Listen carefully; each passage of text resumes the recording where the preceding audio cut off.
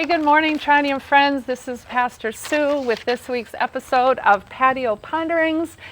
And today my patio is in front, the very front entrance of Tridium Church, which I think is an appropriate place to be thinking about the verse for this week that I've chosen. And I just want to say up front that today's episode might feel more challenging for us. It is for me. So I'm just going to say that up front. So what is it that I'm thinking about?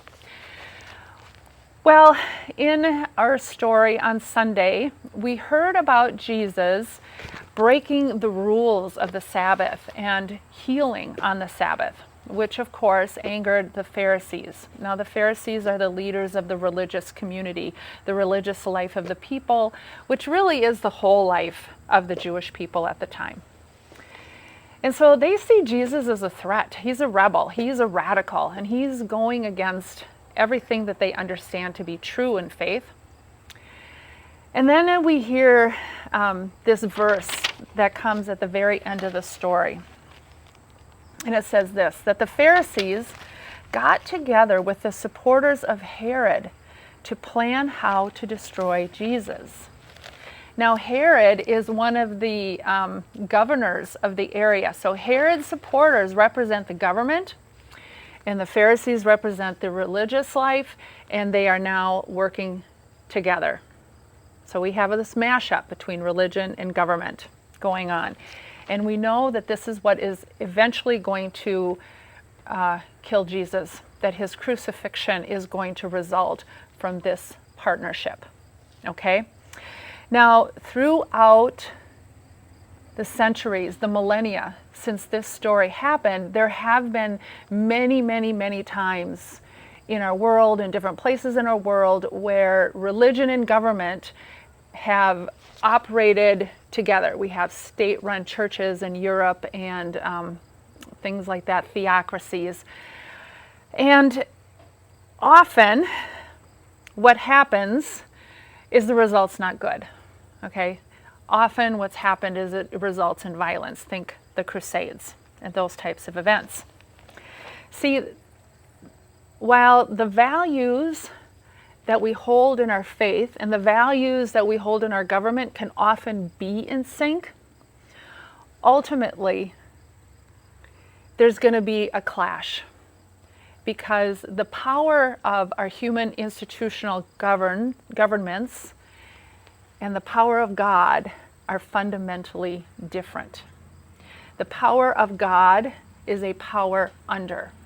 It is a power of love and forgiveness and grace and mercy that extends to all people.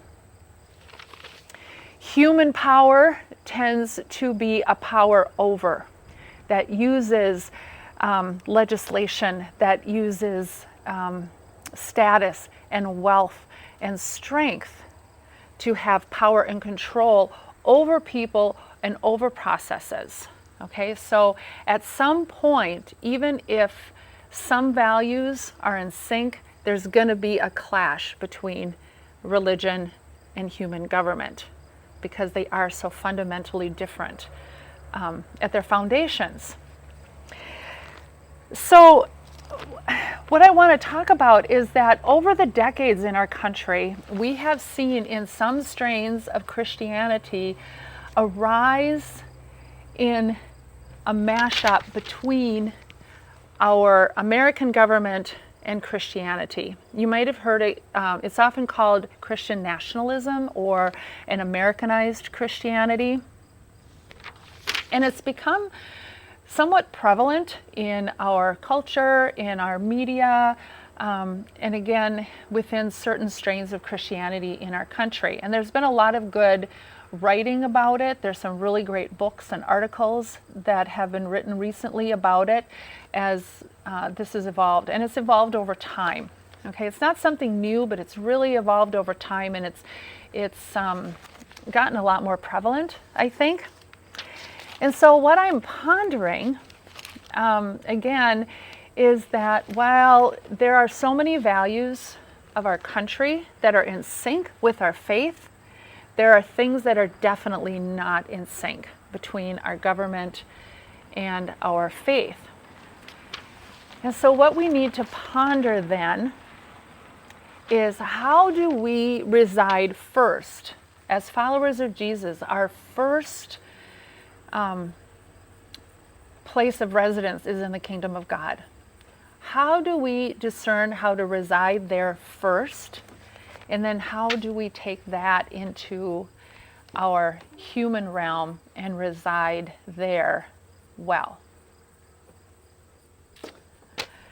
That's a lot to discern. It's a lot to discern and to tease apart what's of faith and what's of country. But it's critical to do so that we remain faithful first and foremost and always to Jesus Christ. As always, would love to hear your thoughts. Enjoy this spectacular fall day, and we will see you soon. Bye.